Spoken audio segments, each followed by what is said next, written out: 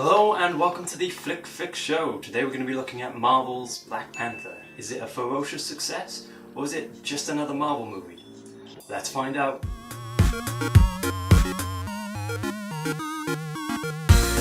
So yeah, it's really good. It's probably the best Marvel movie since the original Avengers and easily the freshest feeling film since the original Guardians. Why is it so great? Well, here are my 4 reasons as to why I think Black Panther is a must-see. Number 1, it doesn't just feel like another Marvel movie, it feels like its own thing.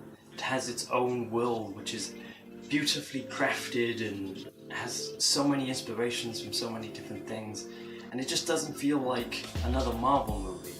So many of the recent crop just kind of felt samey with a similar tone and sense of humour, and it feels so great to have something that just doesn't feel like it's part of it. It feels like it's its own thing, and that I've just got to commend it on. So the second reason as to why Black Panther is so great is how it uses real world issues. The film could have easily been just another by-the-numbers superhero's origin story, but instead the film is brave enough to use real world issues such as race and gender inequality and to weave them into the film's narrative, into its thematic undertones, and to its characters' motivations.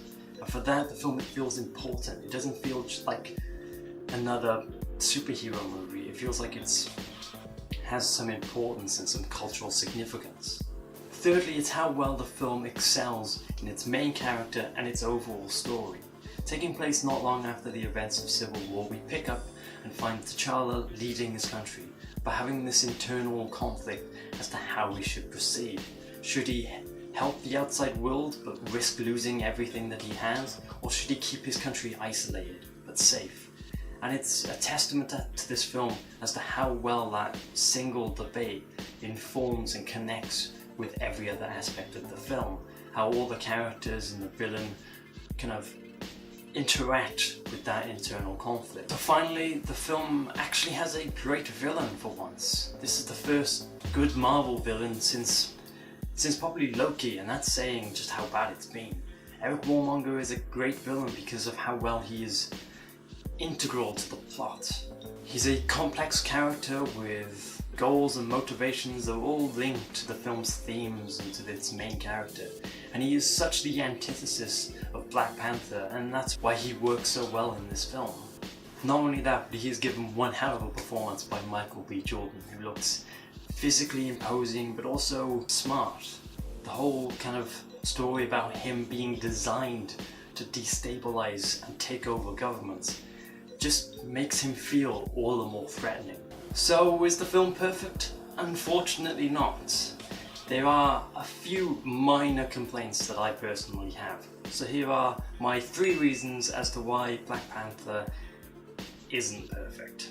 So the first one is a very, very minor complaint, and that's just basically a little issue I had with the pacing and in the lead up to the 3rd act. And that's basically because there isn't a lead up to the 3rd act. There's just kind of a jump from the 2nd to the kind of climax of the film.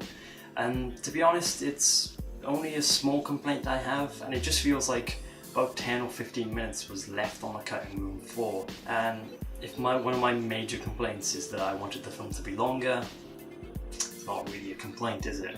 Number 2, the action sequences. They're fine, they're good.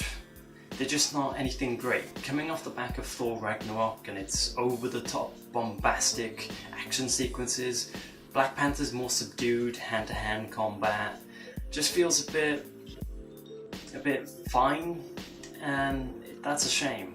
Considering the rest of the film is so great, these action sequences just kind of let the film down a little bit. It feels like the film needs a gimmick. It needs the kind of long takes of a Kingsman movie or the kind of hand-to-hand combat of like the Raid films. And instead, because it hasn't got either of those, it just means the action sequences just fall a little bit flat.